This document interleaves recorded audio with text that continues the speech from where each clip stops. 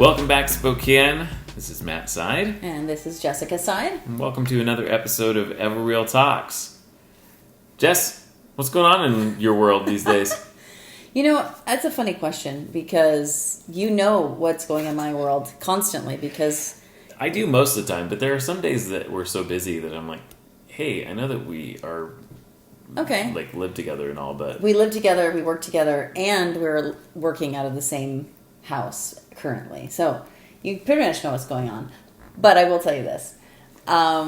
So as we get ready for the radio show, one of the things that I do is I try and figure out, like, what piece of history do I want to delve into from Spokane. I mean, obviously I don't do it every single week, but most of the time I'm looking at that kind of information. I've got some books and I'm reading and stuff like that. And I was having a hard time today being inspired. Like, I was just like, I don't know about that subject. I don't know about this thing.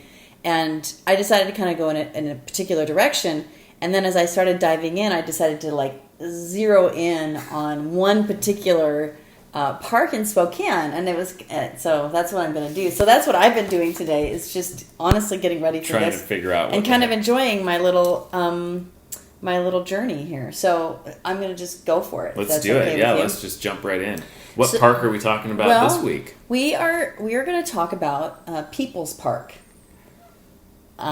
People's Park. I know People's Park. You think you know it? Well, I remember it being kind of infamous when I was a kid. So. Infamous when you were a kid. This is good. This is exactly. So I was doing some research on what we call, West Hills, and they talked about People's Park, and I didn't really know a lot about it. So I started researching it and finding out some information. So infamous, we will talk about later. Okay, so let's just talk about its origin. Its origin. Well, I mean, the origin is it's just been there for as long as the Earth has been here, probably. But probably. It is the confluence. Maybe it wasn't at one point. It's the confluence of the Latah Creek and the Spokane River. Okay, so Latah Creek comes right into the Spokane River, and there's a peninsula that separates those two bodies of water. Right, as they come in together, there is this wonderful area. Now, it was extremely important to the native people. It was an important fishing site. They actually called it their winter camp. It was the Upper Spokane's area where they created a settlement. They were fishing, and they dried the goods, things like that. But it is where they would go in the wintertime to camp. So it's always been a camping place. This is great. This is Curly Jim, which was he was part of the Spokane tribe. He was one of the people who would be an early friend of the settlers, and he said that I was born. Was Curly Jim a native? Yes. Oh, okay. Curly Jim. I have a feeling that was not his native name. I doubt it. But he was born on the west side of the lake, the west side of Latah Creek, near its mouth, and then he lived there the rest of his life. Like it was where he would dwell.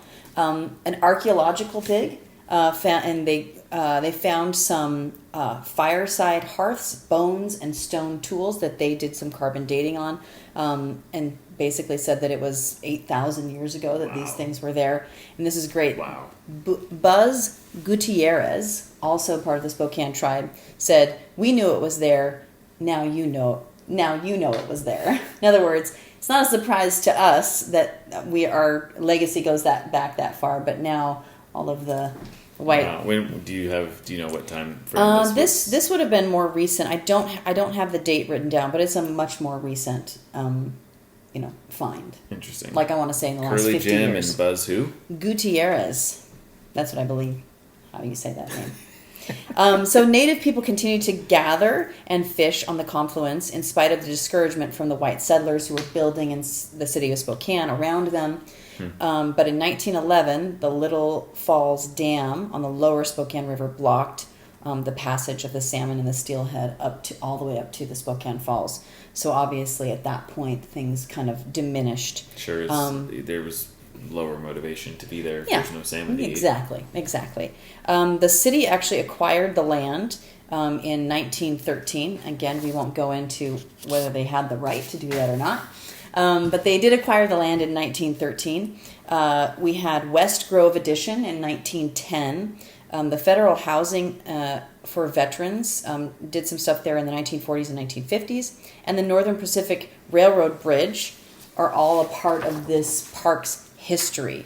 The neighborhood included over 80 houses, yet honestly, it was still considered part of, River Gorge Park, which, if you remember way back from our Olmsted brothers, they're the ones who envisioned that as being a park in that area. They really loved the area. And above it, high above it, was Highbridge. Yeah. So, which is obviously no longer really there, right? Yeah, I mean, Highbridge they tore was it down. a bridge. Right. The bridge was, I mean, we still called it Highbridge, even though Right. it was just like the concrete piles that the Right. bridge connected. Right. So sadly, the area became an illegal dumping site for a long time, like a really long time. It's the People's Park. What do you expect? But big changes were about to take place because the World's Fair was coming. Oh man. Yeah, Here it comes. here it comes. So they removed a bunch of the railroad stuff. So they removed. That's probably when they tore Highbridge down. Yes. So I believe that's correct. But they're removing all kinds. Actually, I think, to be precise, I believe it wasn't until 1979 that it was completely removed. Got it. But they're removing a lot of things there because they wanted it to be a transient youth camp. Okay, so the city of Spokane wanted a space for young people and families who could not afford hotel fare to be able to come to the Expo in 1974. So they created it as basically a camping site. They installed toilets, showers, and had a mobile home police headquarters there. So this is really cool. Ready? The first week, they had 30 to 40 people. The population rose to 400 people. And then at its very peak, there were 5,500 people in August of 1974 that were camping there. So much so that they had to hire a full-time nurse to be brought in to handle, the medical issues that might be happening. Wow. Yeah. So That's a lot of people for that area. it was, and it was very much an alternate lifestyle village. See, that's the part that I remember. Yes, so they had a free kitchen, they had drop-in health clinic, they had community gardens, they had a marketplace to sell handmade crafts. So it actually kind of became a part of the whole 1974 Expo, like almost an extension of that, because they had so many. And it was there was actually very little violence there. There were art fairs. But it was the 70s. It was like the totally peace protests. Actually, for those of you who don't know, 1974 is the year I was born, and my parents were at the 1974 Expo with me in a little, carrier, whatever they did back then. I don't know. They didn't have any baby Bjorns back then or anything. So it was a really, really happy place. September and October 1974 showed a decline in the visitors, obviously, as the weather gets colder. It actually closed on November 3rd in 1974. It officially closed to campers. But campers did not stay away from the People's Park. In fact, the park became infamous, and it became a nude beach. Nude sunbathing. That's what I remember. You remember this? Oh, yeah. Okay, so... I think everybody was always threatening about, we're just going out to People's Park. Oh, really? Okay, See, here's the thing. I find these things fascinating when I especially don't know anything about it. Like, I really did not know anything about this park. I mean, I kind of heard about it, and I've driven by and seen People's Park. So it always draws me in when I'm finding out this information. And I've lived here my whole life, pretty much.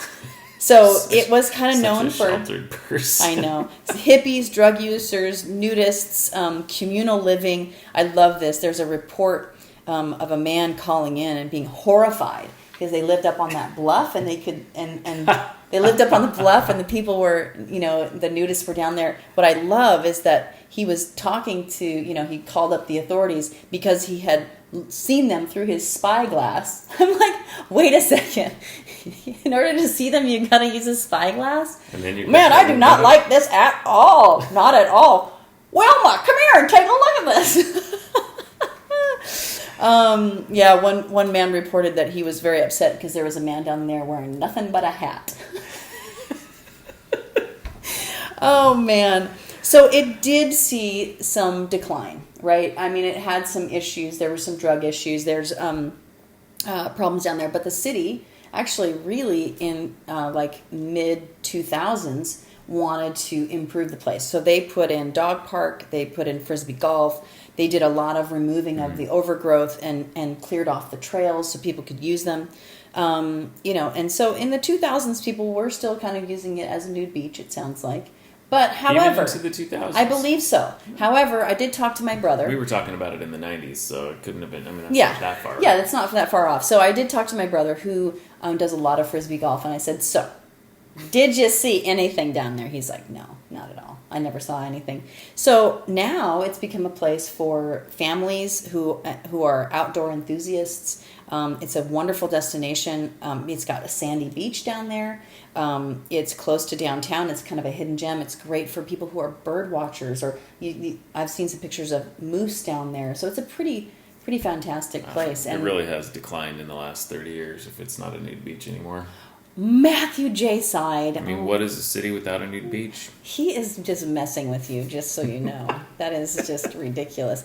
What I love is that it's still, it sounds like I saw a little, like a sentence that made me think that the city still has to negotiate with the tribe, and, they won't allow, like, paved items and stuff like that. So they really want to keep it as natural and untouched as possible. So there you go. That's cool. People's Park. Go check it out. More than its infamy. Exactly. Well, Matt, I know we are going to delve into some serious stuff today, so I'm glad we got to laugh a little bit, because we might not be laughing. We might not. In my part. Yeah, we might not be. We might be. Okay. Well, let's talk about it then. Life is funny. I want to talk about distressed property sales.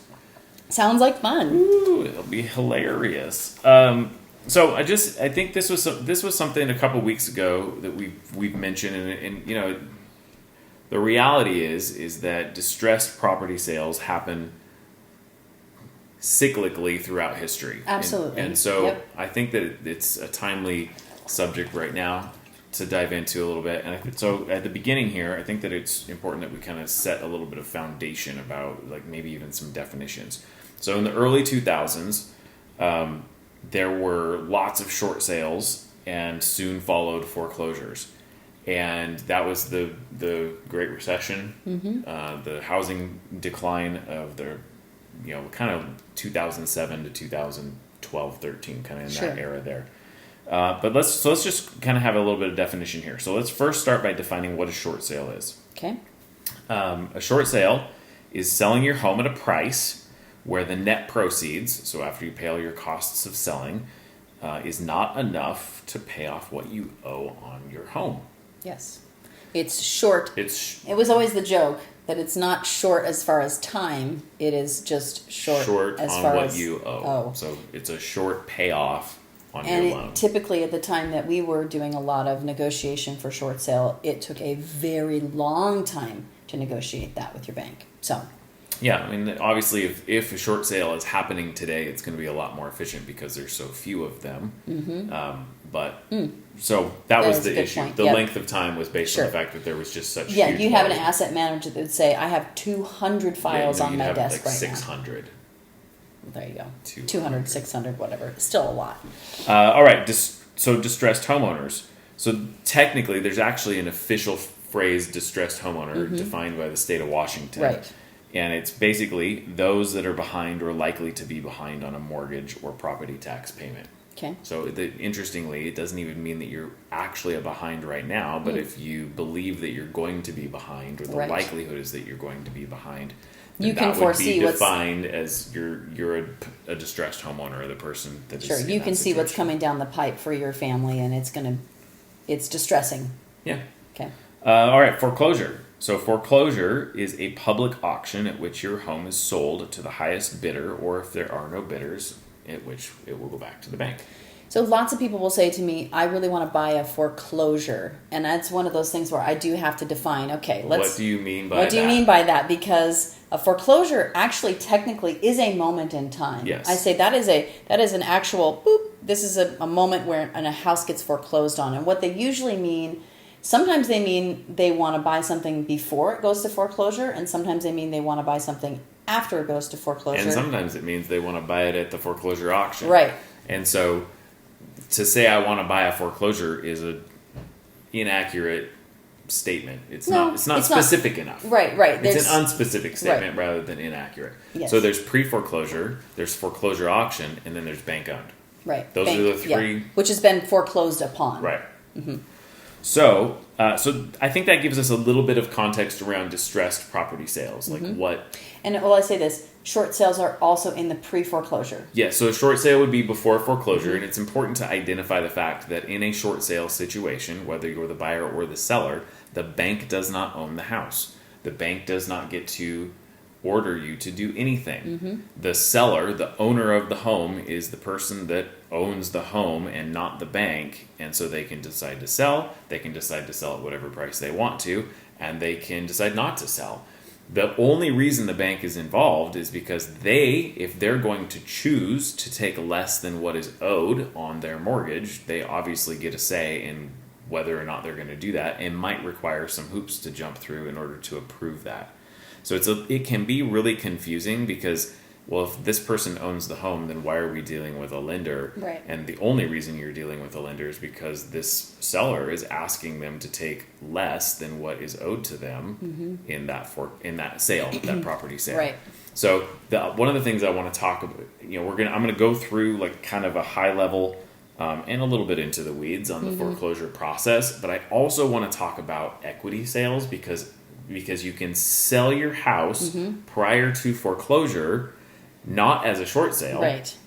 but still as a distressed homeowner, and do it and still make even some money on it, and that would be what we could call an equity sale. Okay. And I think my prediction is that with the crazy astronomical appreciation that we've seen in the Right. Spokane real estate market, in the Coeur d'Alene, Kootenai County, North Idaho real estate market, is that we're going to see way fewer short sales and probably an influx of equity sales that are driven from a distressed homeowner situation. Okay, So yeah. that's my new crystal ball. No, that makes sense. And I do remember when that happened around 2005, 2006 as well. Before everything kind of went, it was shooting up. And so people who were in a distressed situation, they were able to still sell and make a little bit of money. Get out of the situation, Yeah. basically. Yeah.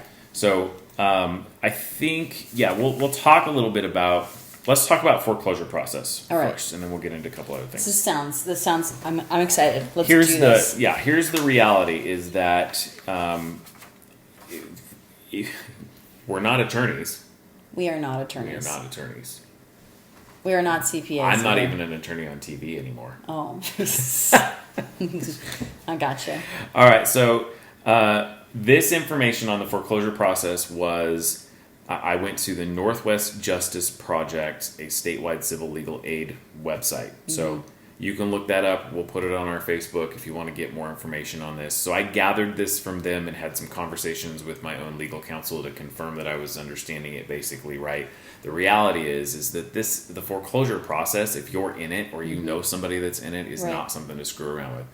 And I was going to save this for later, but maybe it's best to just go there now.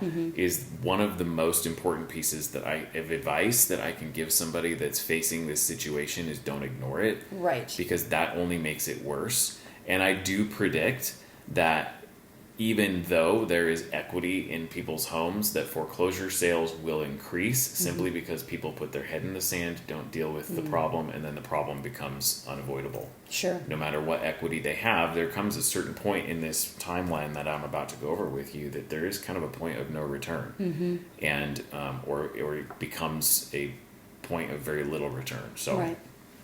All right. So let's talk Well, about. can I ask a question? Absolutely. Okay.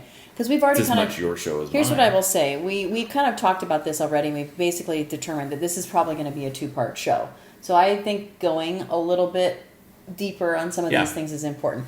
When you say don't put your head in the sand, are we going to go into that, or is that something that? What does that mean? Like, how can I not put my head in the sand if this is a situation that I find myself in? Let's talk about that. Let's Okay. talk about the process, and let's talk about, as we're going through the process, the different points at which a person can put their head in the sand. Okay. How's that for a? I think that sounds great. I think there are different junctures here, and I'm moving my notes around just a little bit because I want to make sure I hit some of these high points. Okay. So first of all, as a consumer, there are 3 notices now, and this has changed. So when we first started getting into real estate, you're actually educating me because I used to know this process very, very well, and things similar have evolved. but different. Okay. So there are now 3 notices that are required that the servicer of your loan, the company that you make your mortgage payments to, must give you before foreclosure. I'm going to talk about those 3, tell you what those 3 are, and then we're going to talk about the timelines. So the first one is a notice of pre-foreclosure options. Okay. That's the new one. Yeah, I was going to say that's new. It's new to you. Okay. Number 2 is your notice of default. And then number 3 is the notice of trustee sale. And I will also, just as a side caveat, Washington State is one of those fun states where you can foreclose on property in one of 2 different ways. There is a non-judicial foreclosure, which is what we're talking about today, which with a notice of trustee sale. And then there is a judicial foreclosure, which is basically a lawsuit, and nothing that we talk about today has anything to do with that. It is more unusual to have It a is way more judicial unusual. foreclosure. It tends to take more time and cost more money, and banks don't like to spend more money and take more time. That's right. So this is going to be, for most people, if they find themselves in this situation, this will probably be the process. Yes. Yes. That is a fair statement. Okay. Okay. So step 1, the very first thing, somebody misses their payment. Okay. Now, the moment that you miss your payment, you're technically in default. Okay. Now, we all know that people miss their payments because they forgot to pay, the bill didn't get there on time. So usually there's the first 30 days. You don't even see, late fees usually happen around 10 or 15, and it's not reported to your credit bureau until you hit 30. Because so the credit bureaus have a 30-day late, 60-day late, 90-day late plus. So until you hit 30 days late, the bank's probably not really sweating it much. Now at day 30, you're probably going to start getting phone calls. And the reality is that each lender can follow this rule very closely. Like, they can be super aggressive in the world of defaults and foreclosures, or they can be a little bit more lax. The bigger your bank, probably the more lax they're going to be. Okay. So, payment is missed. At some point after you miss your payment, the notice of pre-foreclosure options will come out. Okay. And they have an acronym for that. NOPFO. Not fun. Okay. No, that's I not think actually. we're going too far. NOPFO. Yeah.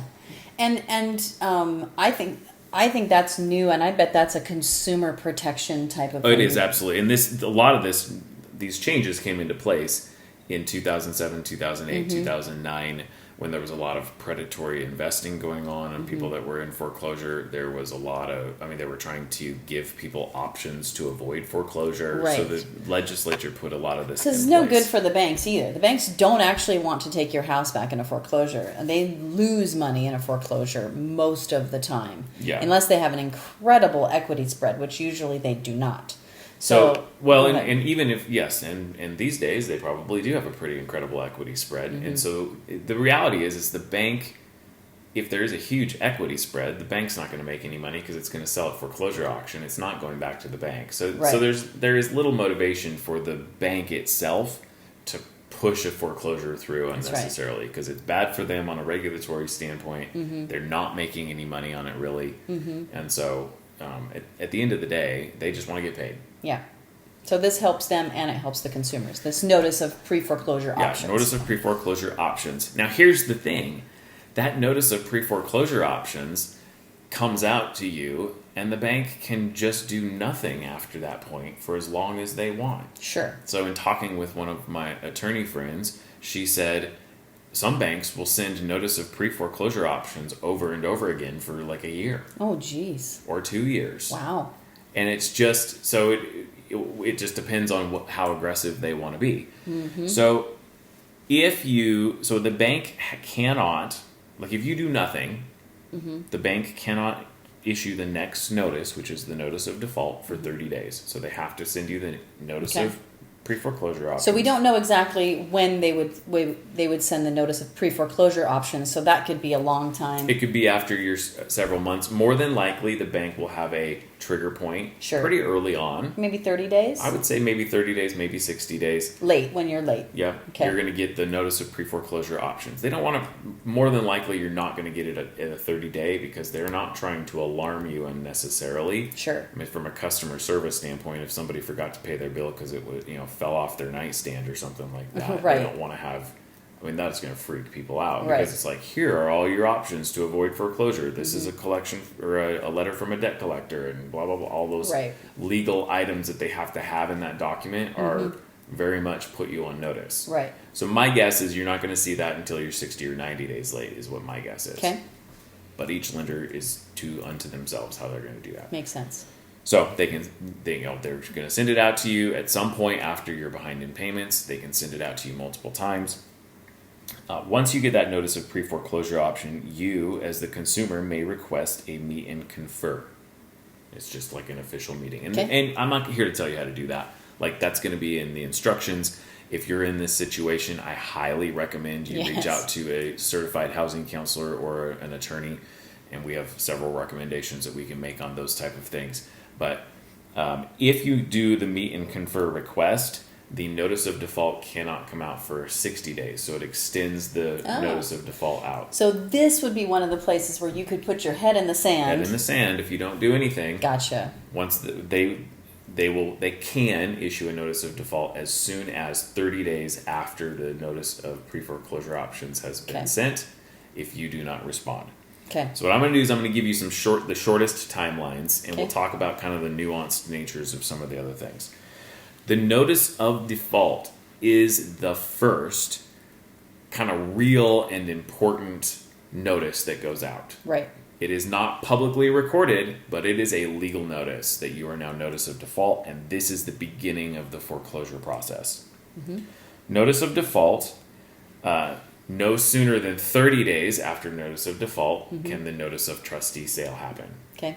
The notice of trustee sale is the third and final notice that you will receive in this distressed situation, and it is actually telling you all of the funds that are owed. It is setting the foreclosure date. It is like public record. Right.